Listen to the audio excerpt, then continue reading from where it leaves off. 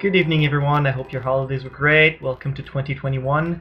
Tonight's workshop is about how to use a metronome so that you can benefit from the use of a metronome to improve your performance. There has been a lot of talk around metronomes since they were invented in the 1700s. Some people said they were going to ruin music and make everyone play like basically robots, even though the term robot was not invented. Some other people thought it was an amazing invention. Beethoven was one of them. When the metronome was invented, he bought one and he went through all of his symphonies and added tempo markings that were precisely calculated with the new metronome he got. Nowadays, a lot of people will tell you to use a metronome to practice. I'm one of them, and I want to make sure you do it right. Let's start with what a metronome is. Metronome is very simply a device that keeps track of time. It gives you a regular pulse, which is what its utility is in music. Most music is based around a pulse, so that you can use the metronome to have that pulse playing while you practice. There are many kinds of metronome. The original one, it looks something like the picture you have next to my face. I sadly didn't have an actual one in person, but those mechanical metronomes still exist. They're awfully expensive for what they do, but they exist and they work perfectly well. Since then, digital metronomes have been invented. I've got quite a few of those. And nowadays, most people carry a smartphone in their pockets, and you can get an application for free that will do the trick for most things. I will actually talk about certain applications I like more than others later in the video. So let's start with the basic function of a metronome. It will click time. Let me turn this one on.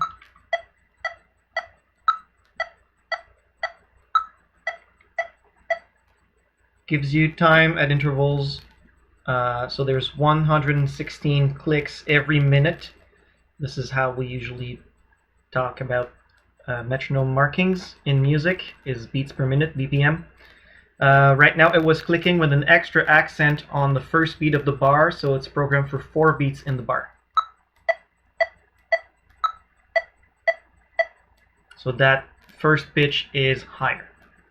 That is something that some people really like, so they know when they made a mistake counting beats and they're not matching bars with the metronome anymore. So that's a really useful thing to know. Personally, I prefer having the beat at 0.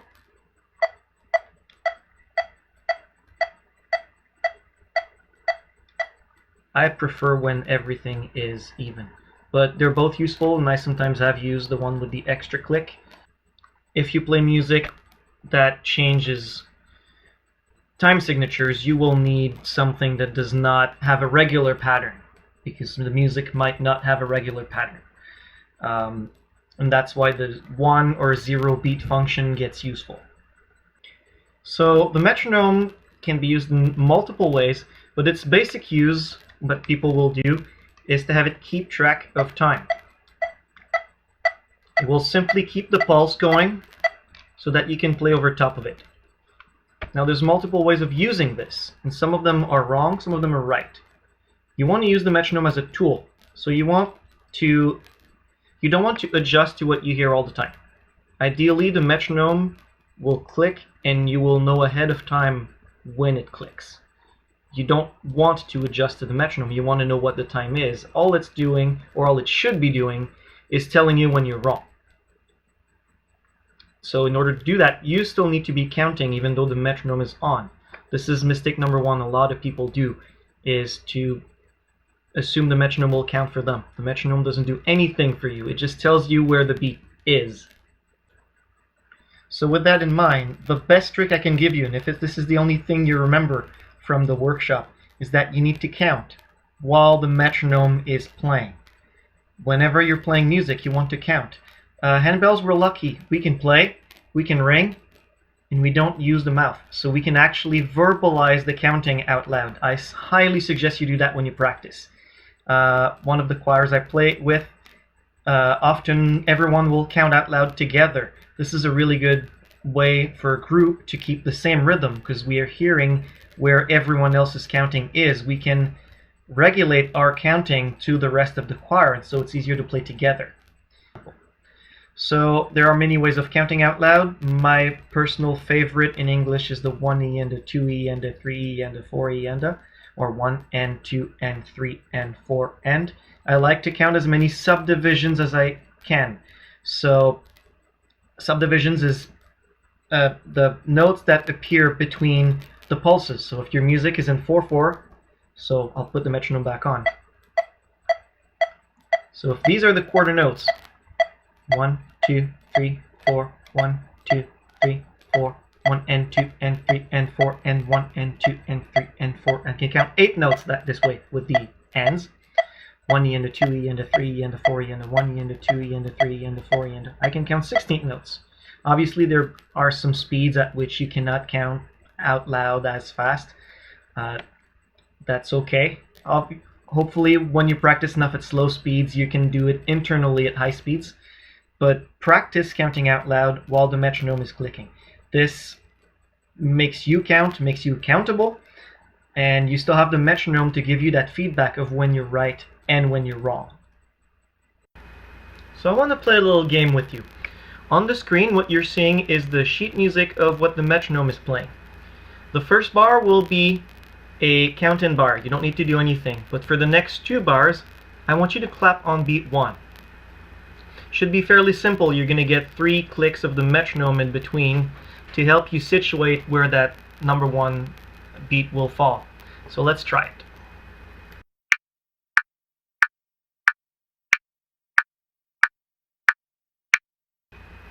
This should have been fairly simple. Now we're going to do the exact same thing. The only difference is the metronome in the second bar will not click those 3 extra beats. You're expected to click on beat 1 and beat 1 again. Let's try it.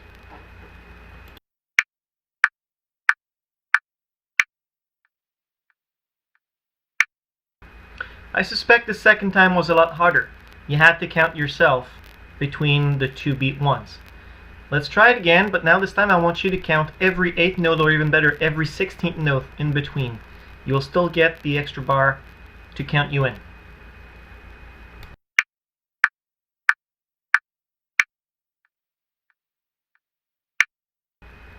This last time probably went better. You probably were able to click right on beat 1. Counting all of the notes that happen between the beats is called subdividing, and is a really good idea if you want to play in time. You should do it at all times, not only when you're practicing with the metronome. And the best time to do it is actually before you play the first note of a piece. If everyone subdivides in an ensemble before the first note happens, you'll be able to play together right from the first note. There's a few other tricks that I want to give you with the metronome. One of them is metronomes will have a visual very often. So if you look at this one,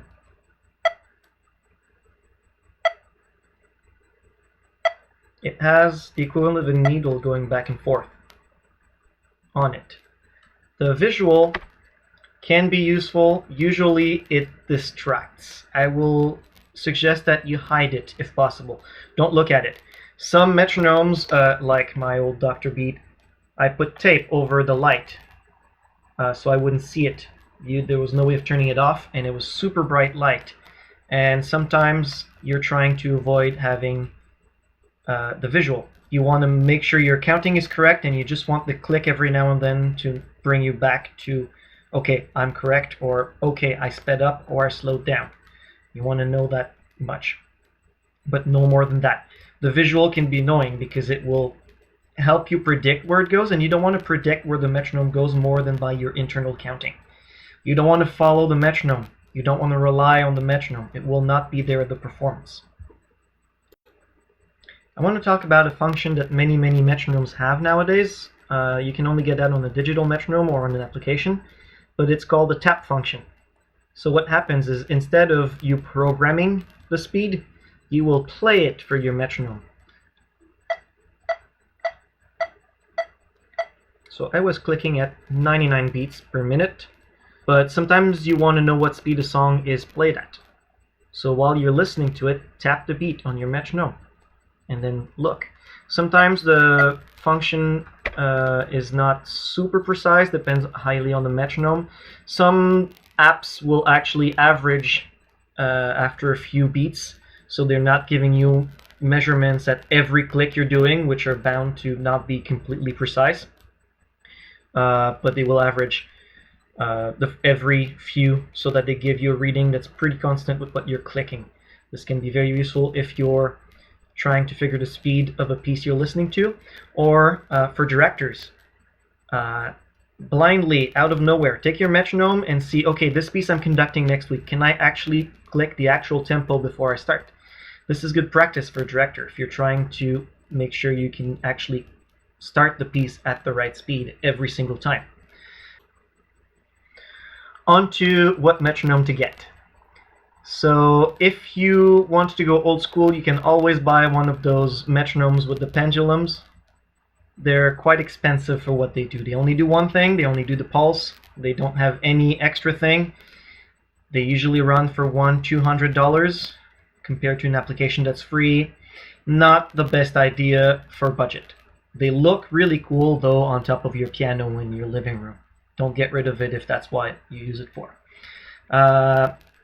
You can always get some digital metronomes. I have a few. This one is a Korg. This one is an older Korg. I don't think they do that one anymore, sadly. I really like it. But those metronomes range from $30 to $60. It's a little piece of machine. It's been super expensive for the past 30-40 years. It doesn't need to be that expensive anymore. As much as I would like everyone to have an actual metronome, they're not worth the price. Some of them are cheaper. This one sadly isn't made anymore either. I think it was $15, which was very good price point at the time. Nowadays that's very expensive because you can get 17 free apps on your phone right now. There's quite a lot of them. Most of them will do the basic clicking. Most of them will have a tap function. What I find a lot lacking is what you can do with it. You cannot program bars that are different in most of them, for example. The two I will suggest, and in the handout you'll have the names of them. I know they're available for Android. I think Soundbrenner is available for Mac as well, or Apple products. I'm not sure about the other one. But those two I will suggest are really good, but I have probably 7 or 8 metronome apps on my phone. They don't take all that much space. Soundbrenner is a good one. It's free. You can pay for the fancy options. If you want, you can buy the watch that goes with it and it vibrates on your wrist. I'm not a big fan personally, but some people like to feel it more than hear it. So if that's what you want, Soundbrenner is great. You'll have to pay for the app and the watch, but it's an option they have. You can change that one and change 3 levels of click. So for example, let me just set one up quickly. I'll put it, for example, a measure of 5. And what I will do with it is I will have 3 different clicks. 1, 2, 3, 4, 5. 3 different pitches. Took me all of 10 seconds to do. Selected 5, and then you can select the 3 levels you want your clicks at. So if you want to play a piece that's in 5/8, this is ideal. Now this was really slow, but it's one of the things I like about this application. I'm not sure, it's really dark. Maybe you'll be able to see it. And as you can see, the speed is 78.3. This is one of the things I like the most about this application, is that you can do fractional or decimal metronome clicks. Some pieces of music are recorded at such speeds, so it's useful to have a metronome that can do it. But also, as I said before, you can, if you want to halve or quarter the speed to have half notes and whole notes, it's much more practical with this, because if you're dividing in a number, you'll end up with a 0.5 somewhere. So this allows you to do that. The other one is called Metronome. I haven't played with it a lot, but you can do a lot of stuff. You can create complex rhythms with it. It's one of the things I like. You can also select the 3 different levels like Soundbrenner. Both of those are free. So I haven't paid for them myself. I've only used the free version, so everything I just showed you is doable. The Metronome one, you can select every beat and change the rhythm of every single beat on its own. So if you want to have 3/4 tat tat tat tat tat tat tat 1 2 3, and you can actually make the metronome click that specific rhythm. Can be useful sometimes. Don't use it all that often, but it's nice to have the option when you want it. I hope I'll see you very soon in the Q&A portion of this workshop. I'm looking forward to all your questions and giving you answers.